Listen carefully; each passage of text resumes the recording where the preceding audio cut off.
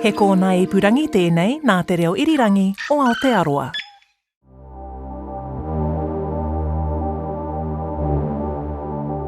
Welcome back to the service. I'm Guyon and And I'm John Daniel.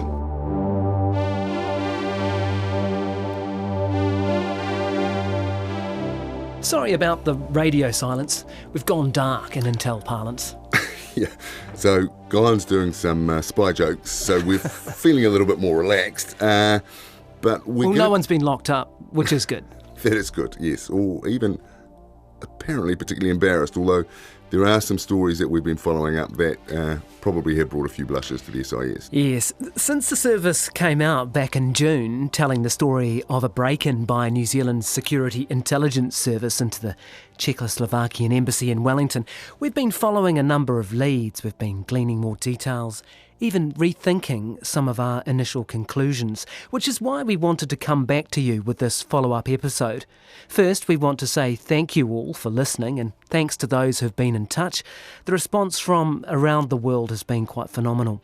So over the past few months, we've been working on stories from our initial research over 2019 that weren't quite ready to go until now, and some stories that have come to us since.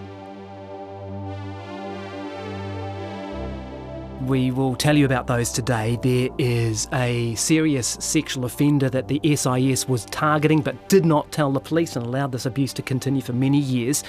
And there's also a new story today about a very famous New Zealand poet who was under surveillance by the SIS. And we also have some strong reaction from one of the countries whose embassies appears to have been targeted.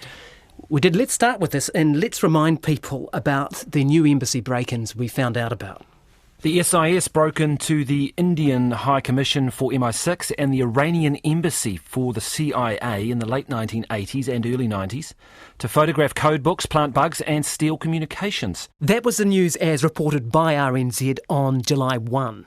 We've got breaking news on that story because Operation Horoscope, which was done by the SIS and the CIA targeting the Iranian Embassy, our producer Tim Watkin had been badgering the Iranian embassy for a response, and he's got one. They say that if this was in fact the case, that the SIS did break the Vienna Convention in this way, that they, quote, reserve the right to take legal action. They do go on to say that New Zealand and Iran have had brilliant relations and bilateral cooperation over 50-odd years, and so that they would be surprised about this, and they seem to say that it could be unrealistic that New Zealand and the CIA have cooperated on this. I hate to tell you, Iran, but it happened. Yeah, so one of the things about these subsequent news stories, now the Czech embassy was kind of one thing because, as we described, Czechoslovakia as a country no longer really exists, and the context for that has changed enormously. But Iran and India are both sovereign states who very much exist and supposedly have very friendly relationships with New Zealand. Now, I think that puts us in quite a difficult position, I would have thought, but we haven't really heard that much about diplomatic pressure from these states. Sorry to interrupt, guys. This is Tim Watkin, executive producer, who never sleeps. I'm going to come and lean over you, Guyon, and hopefully not pop into the mic. But you know that we had that reaction from the Iranian embassy. We now have one from the Indian embassy, literally as we were recording now. It's just happened. So the second secretary who I was speaking to there at the High Commission says, "Dear Tim, I can confirm to you that the matter, that is the matter of the break-in to the Indian embassy, the matter has been taken up with the New Zealand Ministry of Foreign Affairs and Trade, requesting them to look into the matter. We have nothing more to add at this point in time." Interesting. So they have gone to the New Zealand Government Agency. It's interesting because I let it lie. I went to the Indian and Iranian embassies, but Tim Watkin has gone back and pushed, and it looks like behind the scenes they have had real pushback. I guess they feel like that they have to, really, in some ways, don't they? It's a funny sort of smoke and mirrors game. As you'd expect, they'd expect that this sort of thing would happen, but if it is called out in public and exposed in public, then I guess they feel obligated that they have to push back in some way, right? That's right. I think what we've seen is that an awful lot of things happen under the surface, but once it breaks the surface, you have to do something about it. Yeah, and they can't just let it lie.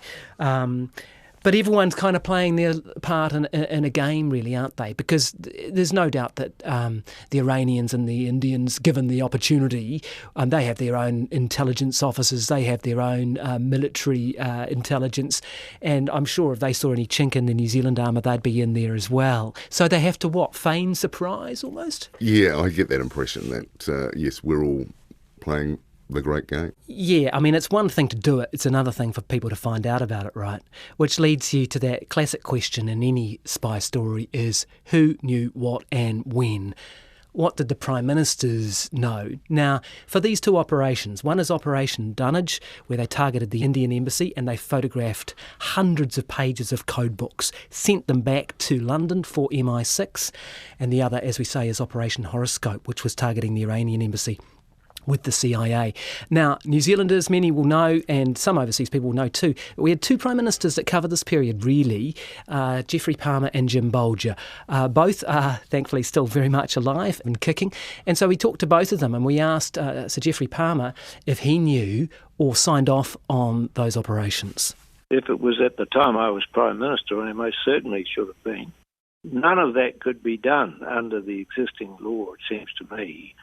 Quite apart from the breaches of the Vienna Convention, you've got breaches of New Zealand law there, I would have thought. You've got breaches of human rights. I think New Zealand should be in the position of saying it follows all the legal requirements of its own legislation, and it does seem to me that those would rule this out. They've got to act in accordance with New Zealand law. They've got to follow all human rights obligations that are contained in New Zealand law. They have to act with integrity. So maybe Iran will want to hire Geoffrey Palmer if they are going to take legal action.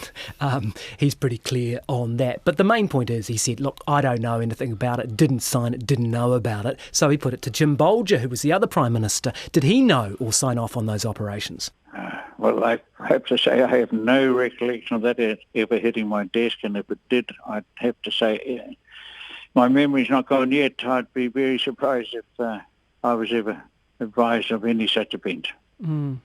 I have no recollection, and that's not just brush off. No. Guyon, that's the first time I've ever heard of that.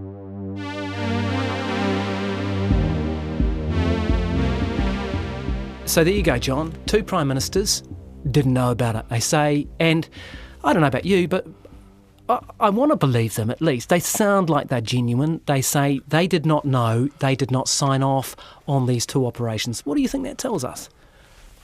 Well, what I can say is that while you were investigating this, I had my own discussion around this topic with a highly placed government source who said to me, who actually, when I put the question to him, went a sort of shade of puce and stiffened and said, are you wearing a wire?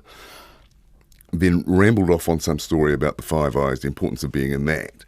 Eventually came back to the point that he felt these Prime Ministers had just said what they felt they had to say. So you'd put it to him, did we break into the Indian Embassy? Did we break into the Iranian Embassy? And he wanted to know whether you were wearing a wire. But he was basically, giving you the plausible deniability line, or? Yes, well, I think the way I put it to him was that we had a moral dilemma in the sense that we weren't sure exactly how much of this story we could stand up at that point. And it was difficult to report on it, but we felt that it was important to report on it. Mm. So his response was very much the point around the importance of being in the Five Eyes and doing what you have to do to stay in that club. Mm. What I have learned about the way these warrants operate is that Prime Ministers are not given specific information. You might get asked to sign off on an operation that talks about intercepting communications or obtaining communications, but you don't know whether that's literally tapping into someone's phone or breaking down the front door. And so that when you get in later years go back and ask a Prime Minister, they may well be able to quite comfortably say, well, I didn't know we were breaking into an embassy. So I guess that is that plausible deniability thing, right? You tell a Prime Minister as much as you need to get authorisation, but not enough to put him or her in a compromising situation. Yeah, and you'll remember one conversation that we had with a high-ranking government official who dealt with these kinds of cases with Prime Ministers, and they said, the point they made was that there are different kinds of Prime Ministers. So some want to know and some don't. That's right.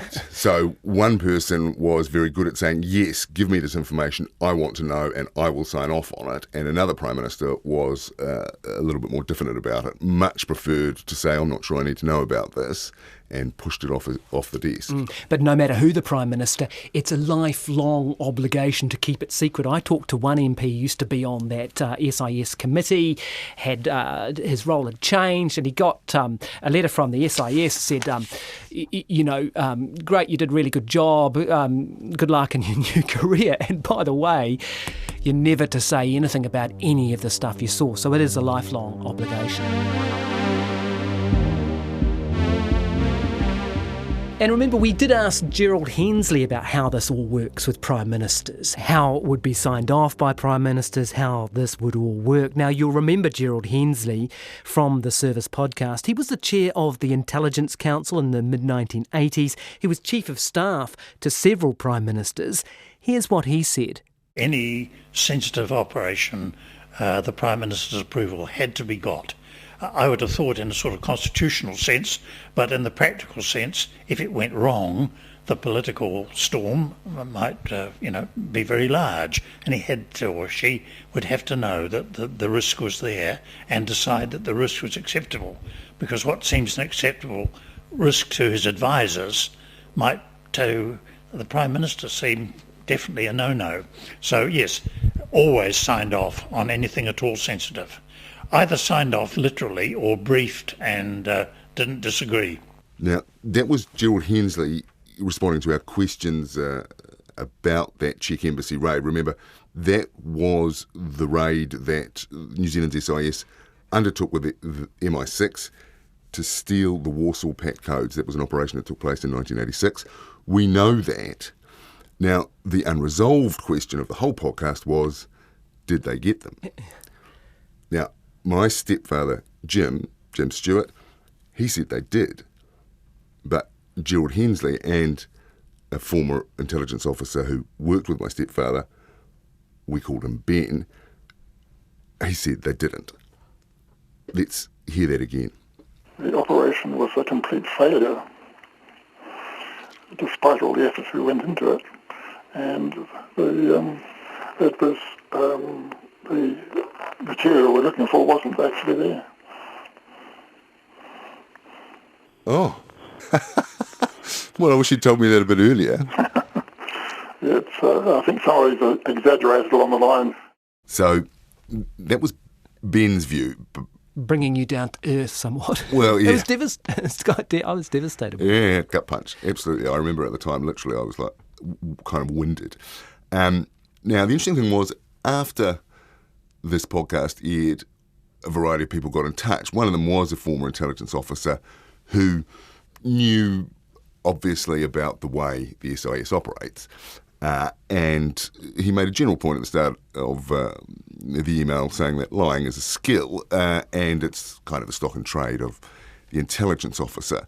But he went on to make the point that he felt that we had been given a line from the agreed playbook.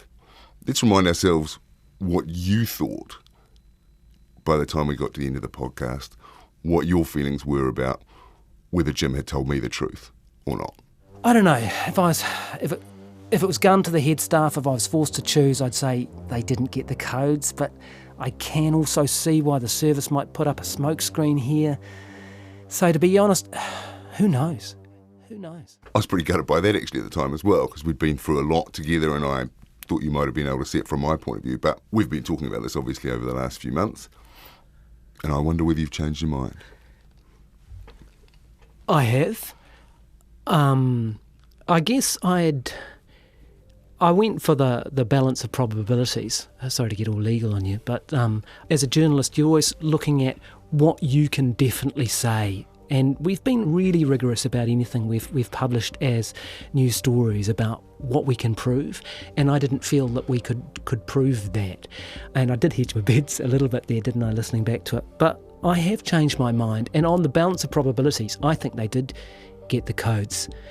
And I say that because I've learned more about the operations they did against other embassies, about the fact that they did get into embassies and photograph code books. And also, I can't say too much about it, but from intelligence officers I have spoken to, I think there is a highly likely case that they did photograph code books of the Warsaw Pact codes from the Czech embassy. And if I was laying my bet again now, I'd say that they did get the codes.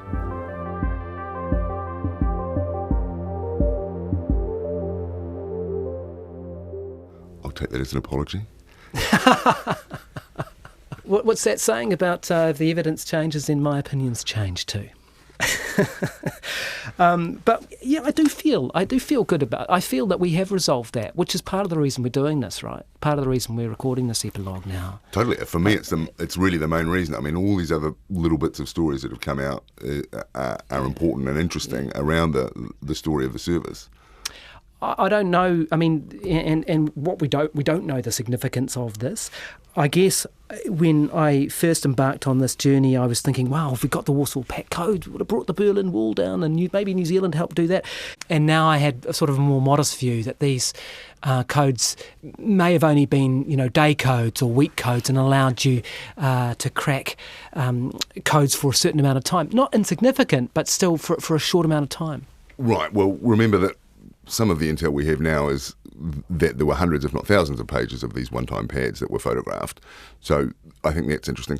The other thing is that, as we discussed in episode 5, you then open up the possibility of being able to read a pattern into codes and the way that messages are transmitted around the world. And that allows your code breakers an enormous opportunity to continue to open up access, if not to every single message, then to bits of, you ungarble things and you get an insight. And I think the reaction that we got from all of our people, Rory Cormack, Paul Buchanan, Sir Bruce Ferguson, people who know this world, was that they were astonished at the size of the prize. And I think the other thing that really speaks to it is the fact that obviously MI6 come back repeatedly to do the Indian High Commission. Guys.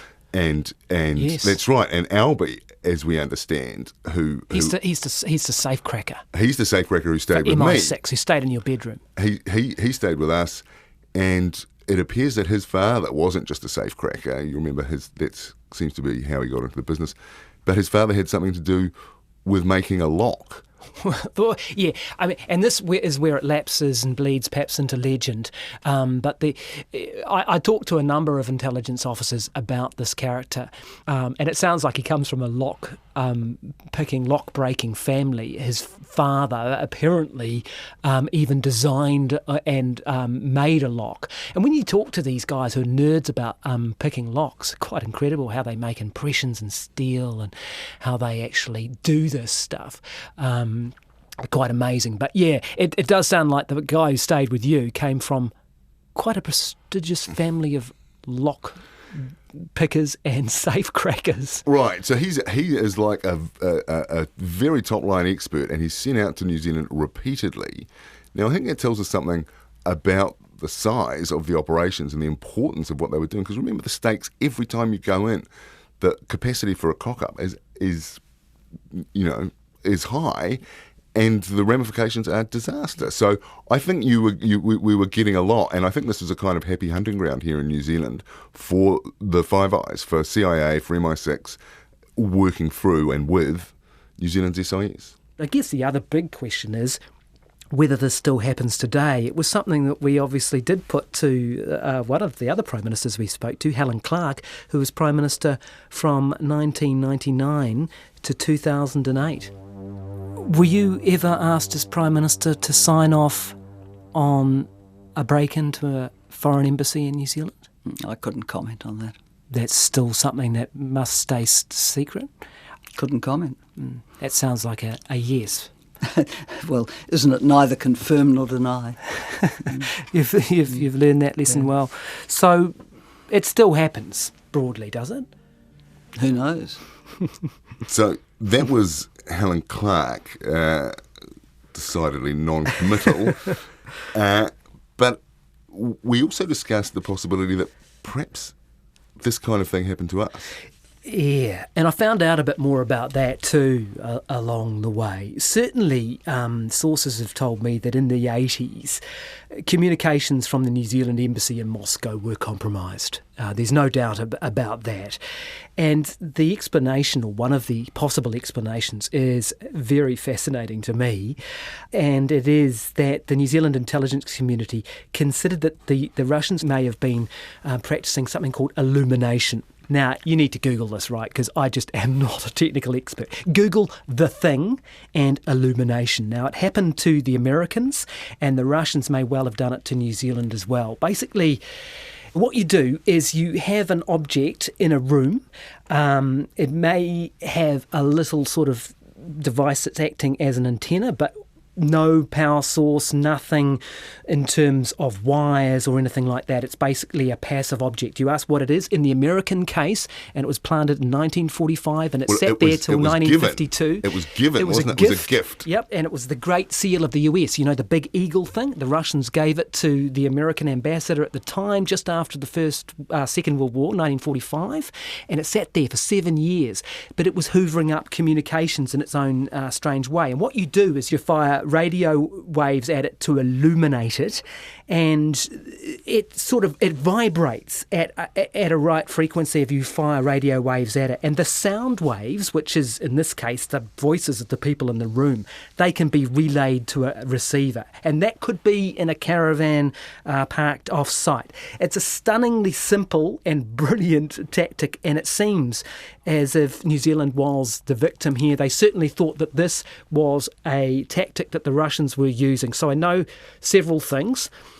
New Zealand communications were compromised at the Russian embassy. We do know that. I know that, yes. Yes, they were. I'm satisfied about that. In terms of illumination, they think that this was a possible and probable tactic used, but I cannot say that that definitely happened. But it's certainly one that the intelligence community thought was a likely strand of possibility of what had happened here, which is pretty amazing, really, and interesting when you think about it. Yeah, well, I suppose it makes sense, isn't it, that this extraordinary thing was used against the Americans, and why wouldn't they have used it everywhere else?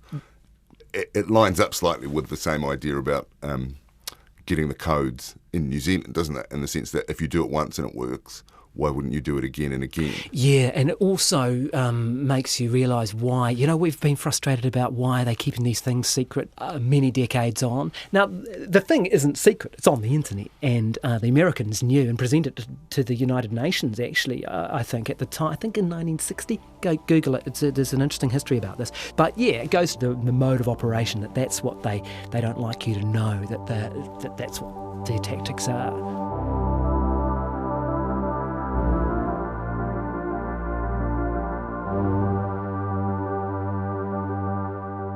Speaking of tactics and the world of intelligence, you have been welcomed into the wilderness of mirrors to some extent over the last year. You've met with various sources, intelligence contact, and you've come away quite grey.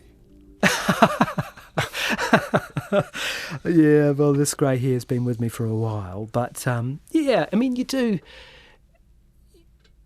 don't want to get paranoid, but you do look at the world a different way. I remember one time when I was going to meet an intelligence source, and I'd rented a car, and the car was just sitting in a parking lot at an airport, so not surrounded by any other cars and nowhere near any taxi ranks or anything like this. It was an unmarked, white, modest car provided by Radio New Zealand, so nothing flash.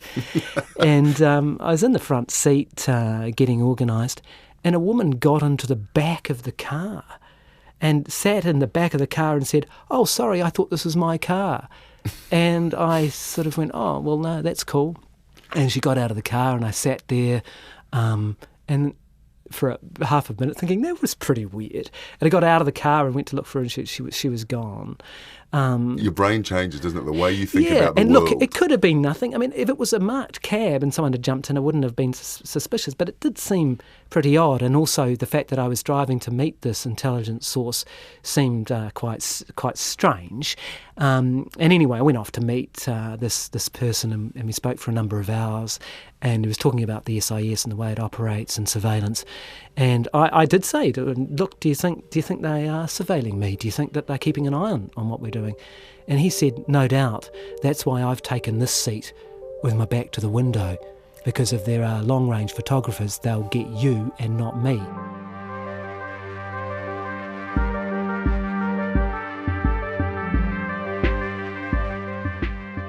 And again, look, you don't want to whack the tinfoil hat on your head, but you do look at the world in a different way when you start delving into this. And I guess if they felt that we were putting stuff out that was going to damage their operations, then they would be worried about that. We've been pretty careful about that. We've taken that responsibility seriously as well, all the way through.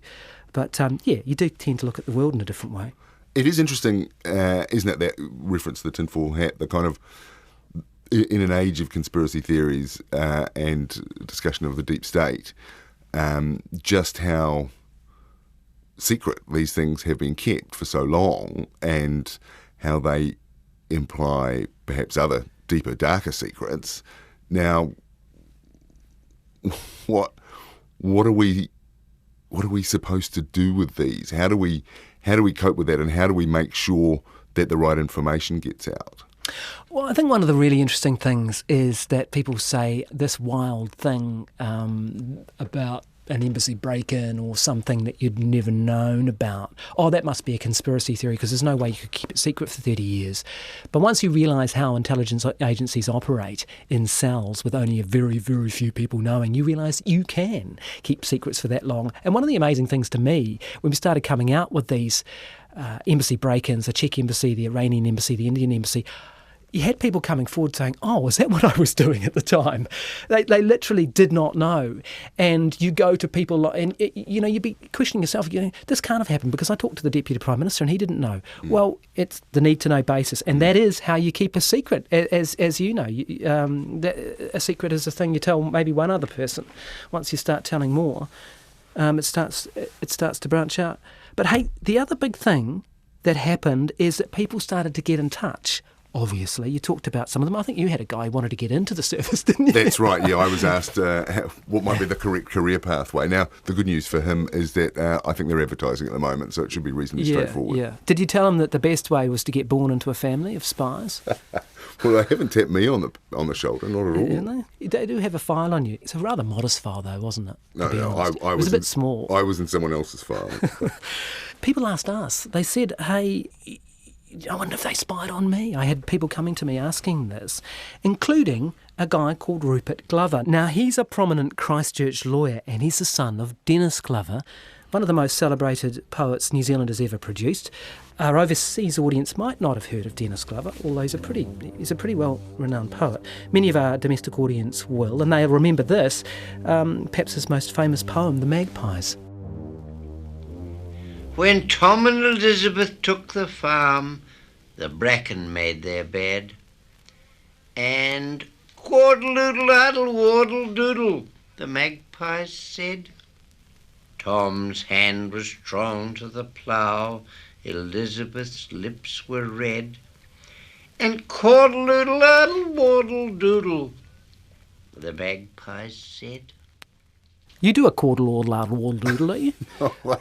I go the other way. My quaddle-addle-oodles incorrectly, I studied that poem at university, as I was studying Russian literature as well. Oh, well. In the 80s. Could have made you a target. It's quite an anti-capitalist poem, actually, I think, but we might come back to that later on, the importance of culture. Now, let's go back. So Rupert Glover is now a successful lawyer.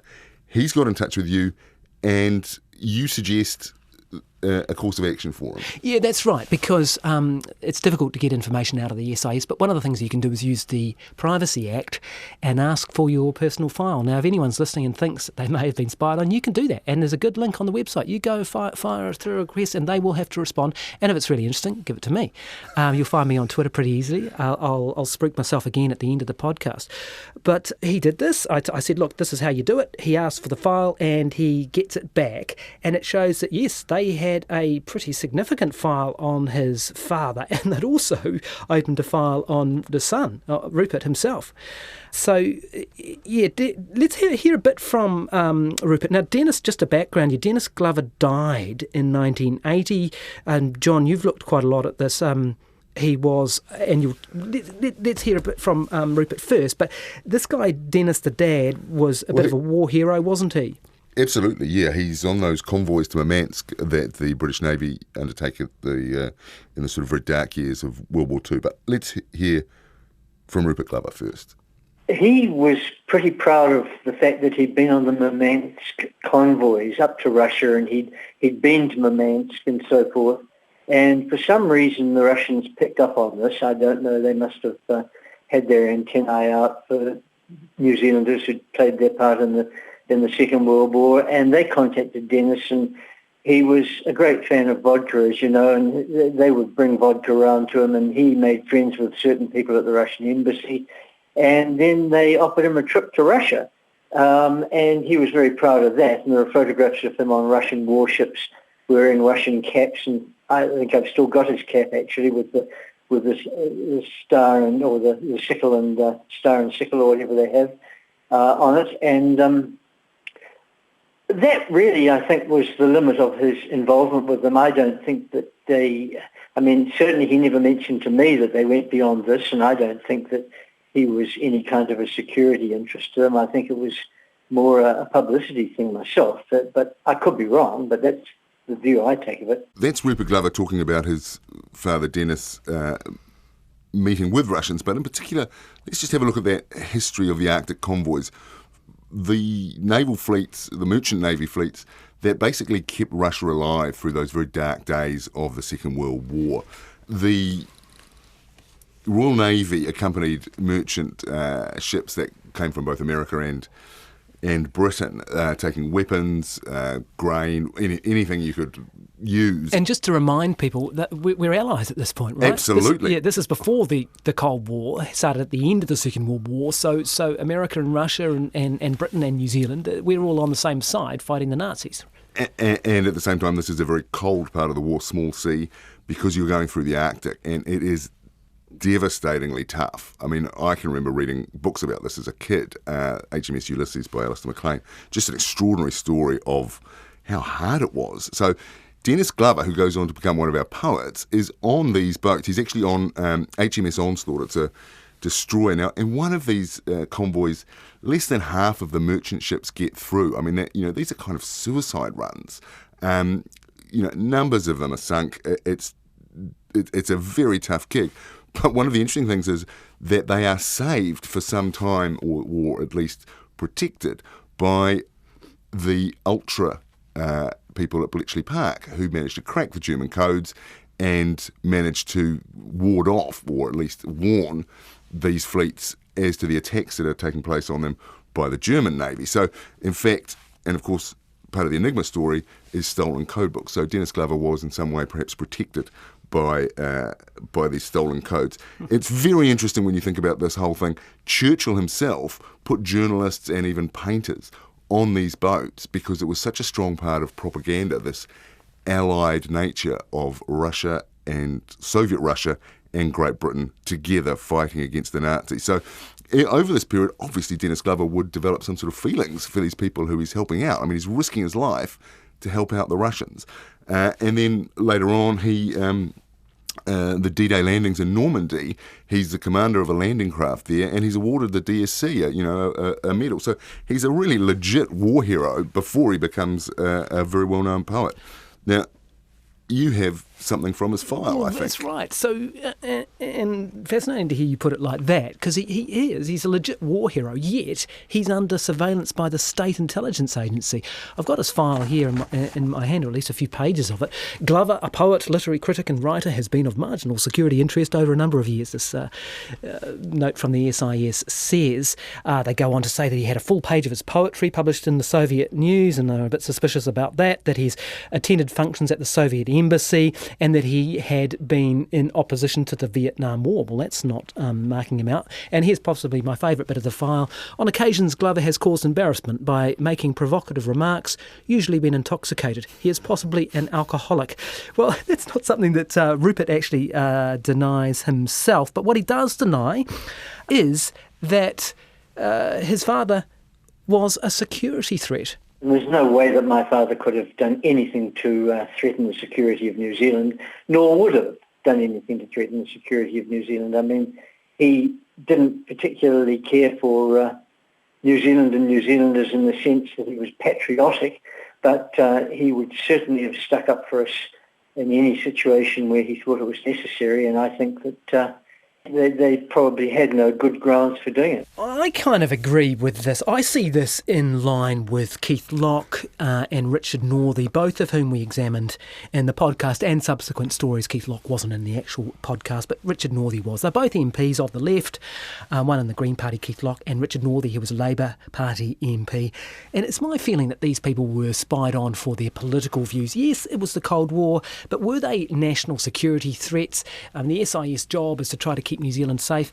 My own personal opinion is it doesn't feel justified to me. Okay, well, I have to say I'm not sure that is the case. I think that you've got a legit war hero who is also one of our most famous poets, has a big influence on the culture, and I think it would, he's obviously meeting with people from the Russian embassy. He's vulnerable because he drinks and, I understand, womanises to some extent. Gee, that would have marked him out, wouldn't it, in those days? In the 70s. I think he is a potential risk, and there's a sort of subtlety. It's not necessarily, I don't think anyone's saying he's a spy, but I think there's potential for him to be what they call a useful idiot. Not that I'm saying that he would have been an idiot at all, but he's exploitable as someone who has a profile and an influence on the culture. So you could argue that it's gross negligence not to at least have an eye on him. Yeah. He wasn't prosecuted. Interesting. Well, they actually destroyed his file in 1982, a couple of years after he died, so we're only just left with some snippets of it, so that's interesting. We don't have the whole file, so we can't tell what other intelligence they did gather on him. But you raised the point about culture there a couple of times. Take a listen now to Rupert describing the kind of poetry that his father, Dennis Glover, was writing. When Dennis, in the 30s, when Dennis first started publishing, a lot of the poetry that was being published in New Zealand, and a lot of the writing for that matter in general, was Britain-based, Britain-oriented, and he thought it was high time we had something indigenous, and that's what he did. And he set out to write New Zealand poetry. He did, Alan Curnow did, Ron Mason did, Rex Fairburn did, and they were the beginning of a new school of truly New Zealand stuff. And that's what those poems were about. Now, the whole point of what we're hearing there is that New Zealand is moving away from Britain culturally towards independence of cultural thought. Now, you'll remember the quote, where Britain goes, we go. The South African War, the Boer War, in 1899, New Zealand goes without question. 1914, off we go. 1939, off we go. So even the Falklands in 82, we send a frigate to help out. So, and at the same time, as New Zealand's independent way of thinking about itself is growing, we start to push back against the Vietnam War. We end up in a situation where we go nuclear free. And I think you tie a lot of that to the underlying way that New Zealand starts to think about itself. And I think it would be naive not to recognise that this sort of stuff is kind of the air that we breathe, and it has a deep impact on the way we think about ourselves. Now, you'll remember we were talking about Wind of Change. Yeah, Wind of Change, which we loved. Is a great podcast based on this delicious question of whether the CIA wrote a Scorpions song. This song had been written by the CIA. to insert into the Soviet Union to encourage change. Love that podcast. But broadly, and we won't bang on about this too much, but this idea of soft power and the use of cultural icons to shift opinion, that is a whole thing that moves under the surface of intelligence work, isn't it? And it has been used. I mean, even if that was unresolved in that podcast and maybe the CIA didn't write that song, but they certainly did use cultural icons to further American interests. They right? helped. They sent Louis Armstrong to Africa in the 50s, I think. Nina Simone even, although she didn't know it herself, as described in that Wind of Change podcast, she was sent to Africa effectively kind of to do PR for this, for an American state that still had, for the American Republic, that still had Jim Crow laws in the South and, really wasn't particularly pro-African American.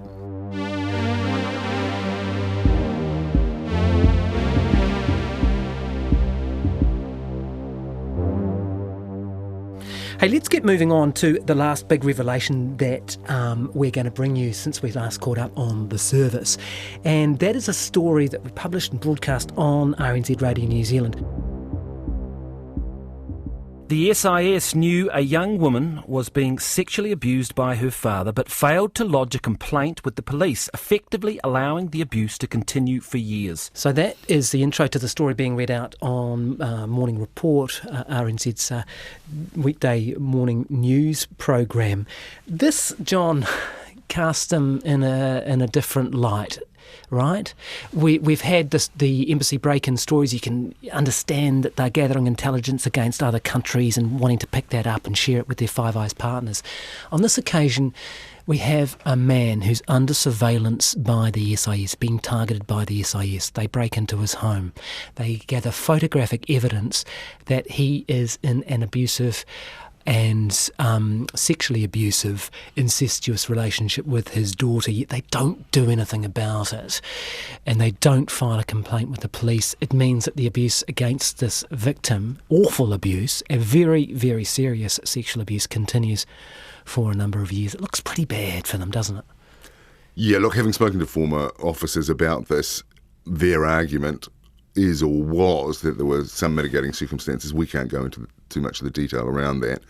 But look, no question, terrible error of judgment on behalf of the SIS, its officers and its hierarchy, and I think that's acknowledged now. Yes, they did put a statement out saying they were deeply concerned about it. I spoke to the Minister responsible for the SIS, Andrew Little, about this case. Here's what he said.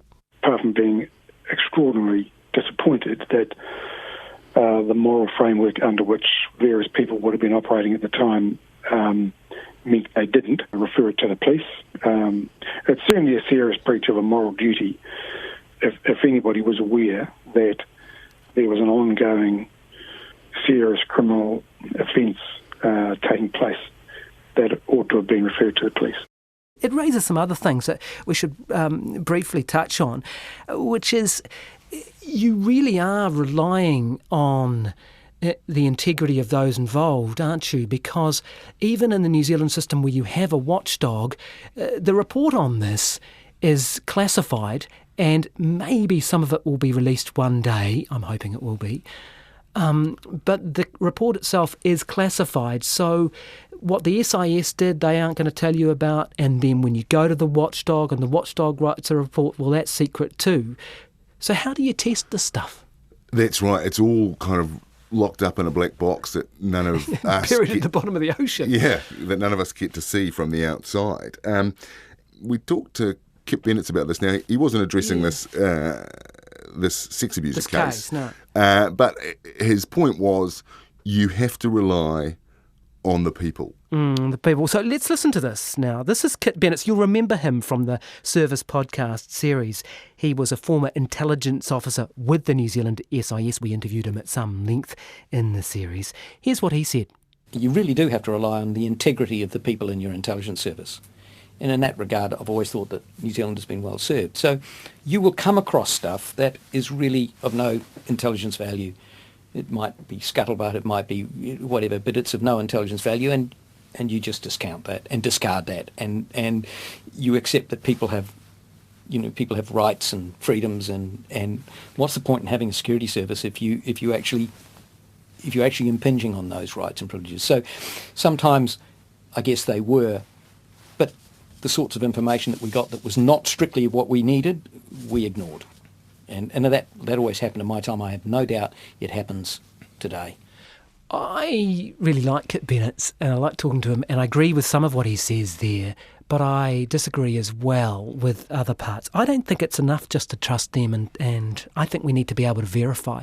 And I get it that we can't say, we were breaking into such and such an embassy, and this is the tactics we used against such and such a country. I get all that. But I think at times when you stuff up, or it's actually not about security, that you have to front up, because you have to earn that trust, and we have to be able to verify it. And I'm worried that you use this cloak of secrecy over everything, so that you just say, it's national security, so I can't possibly talk about that. So I don't think that trust is enough. I think we need to verify. Well, the other issue is that these people are dealing with challenges to our democracy. They're talking about, running the security of our country, and we don't really understand the stakes of that. We don't, because it's in this black box at the bottom of the ocean, we don't ever really get to understand how these threats might head up against the lives that we want to lead here in New Zealand. Doesn't stop us trying, though, and we're going to go on a new journey and have a look at what the CCP, the Communist Party of China, has been up to in New Zealand. We've got a working title of this at the moment, calling it The Party, and we're embarking on that journey now. And I'll just do a bit of a shout out. Guyan's very keen. Get in touch with him. At the risk. Have a look at, you'll find me on Twitter, and you'll find some encrypted email addresses and encrypted ways to get in touch with me. We take that stuff, all jokes aside, pretty seriously. If you do get in touch with us, we'll look after you.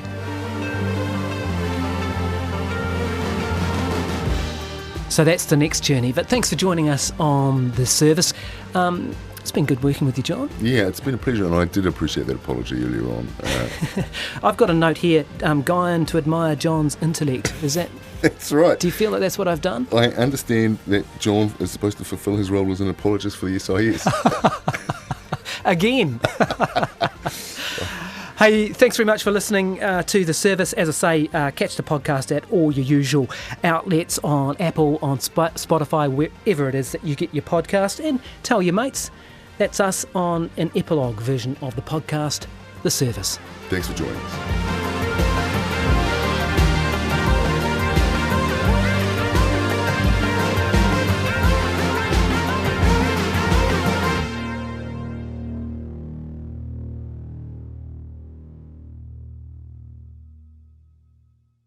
The service is made by RNZ and Bird of Paradise Productions with support from New Zealand On Air. It's hosted and produced by Guyon Espiner and me, John Daniel. Our sound engineers are Adrian Hollai and Rangi Powick. Our producer is William Ray. Thanks to Ngā Taonga for the archival audio, and to Anthony Tonnen for the original music throughout the series. The executive producers for RNZ are Tim Watkin and Veronica Schmidt.